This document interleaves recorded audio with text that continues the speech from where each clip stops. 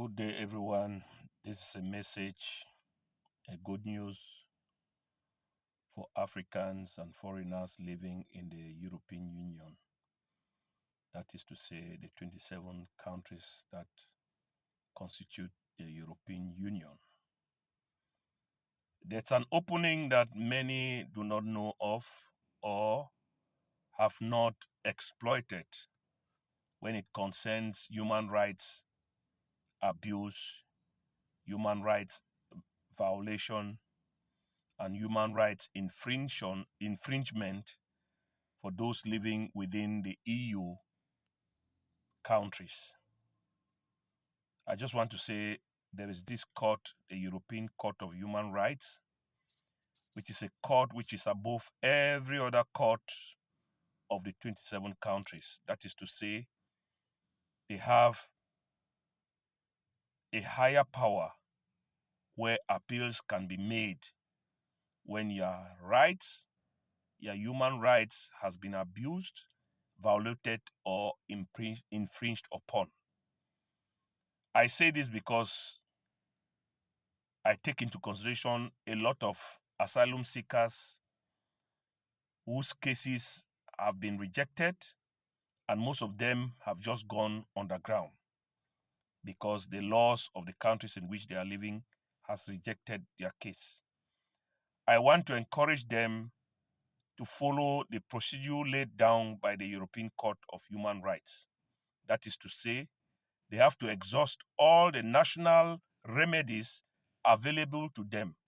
What I mean by that is, if your case as an asylum seeker in any of these European countries has been rejected, please apply right to the highest court of the country. That is the Supreme Court of the country. Apply in the first instance, apply on appeal, and apply until you get the last decision, which is the Supreme Court of that country you are living in.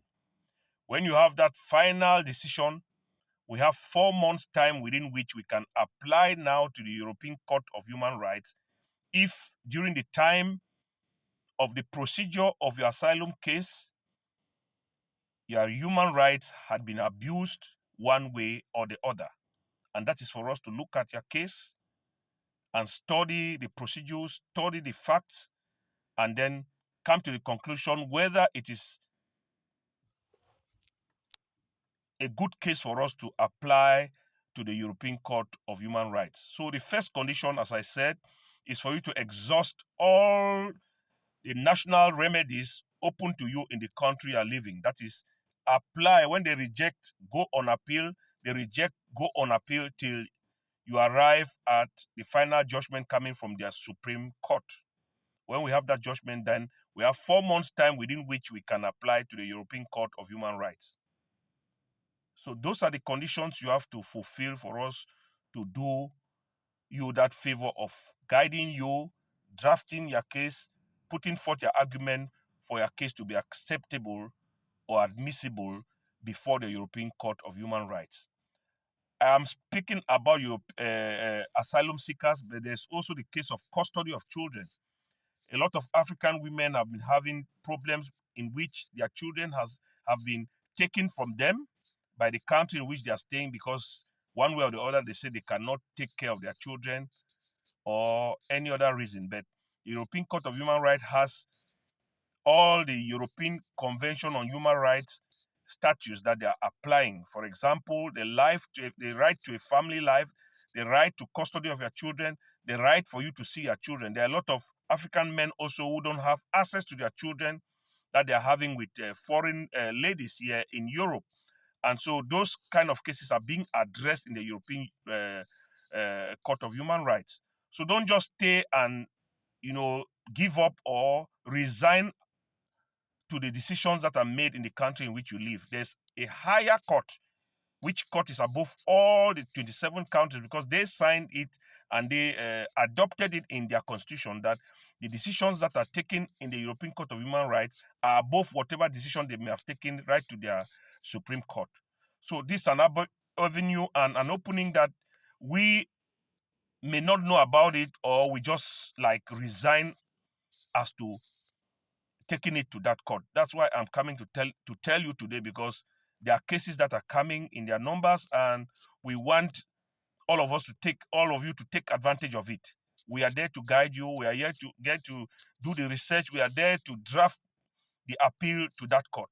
So that's why I just wanted to inform you, so that if you are not one of those people in those kind of situations, you can have friends or relatives that are in that situation. So just share to them and let them get in contact with us. I'll leave a link under which they can get to us, and then we start working together.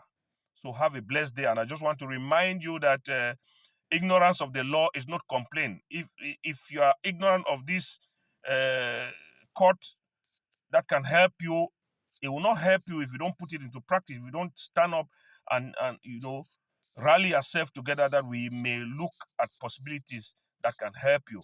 And also, like what is said in the Bible, God tells us that my people perish because of lack of knowledge. And this is the knowledge I'm sharing to you for free. So if you are one of them, or you have relatives, or you have friends who are in that situation, please send them this information, forward it to them, share it as much as possible. Have a wonderful, blessed day. Bye for now.